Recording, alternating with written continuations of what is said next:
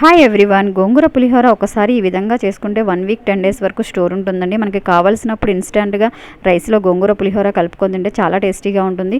First గోంగూరని బాగా wash చేసేసి ఒక గిన్నెలో వేసుకొని ఉడికించుకోవాలండి. వితౌట్ ఆయిల్ తోటి బాగా మెత్తగయ్యేంత వరకు ఉడికించుకొని దీన్ని మిక్సీ జార్లోకి ఎత్తుకొని మెత్తగా గ్రైండ్ చేసుకోవాలండి. వేరే ప్యాన్లో ఆయిల్ వేసుకొని ఆవాలు, జీలకర్ర, శనగపప్పు, మినప్పప్పు, 1/2 టేబుల్ స్పూన్ మెంతులు, గుప్పెడు పల్లీలు, 2 సన్నగా చిరుకున్న పచ్చిమిర్చి, 7-8 ఎండుమిర్చి, ఒక రెమ్మ కరివేపాకు, చిటికెడు ఇంగువ, 1/2 టేబుల్ స్పూన్ పసుపు ముందుగా గ్రైండ్ చేసి గోంగూరని యాడ్ చేసి బాగా మిక్స్ చేసుకోవాలండి. ఆయిల్ పైకి తేలేంత వరకు కుక్ చేసుకొని దీన్ని ఒక బాక్స్లో వేసుకొని స్టోర్ చేసుకుంటే 1 వీక్ 10 డేస్ వరకు ఫ్రిడ్జ్లో స్టోర్ ఉంటుందండి. కావలసినప్పుడు ఇలా ప్యాన్లో వేసుకొని రుచికి సరిపడా ఉప్పు వేసుకొని రైస్ వేసుకొని బాగా మిక్స్ చేసుకుంటే ఇన్స్టెంట్గా గోంగూర పులిహోర అప్పటికప్పుడు రెడీ అయిపోతుందండి. మార్నింగ్ లంచ్ బాక్స్లోకైనా కానీ హడావుడి లేకుండా ఈజీగా అయిపోతుందండి.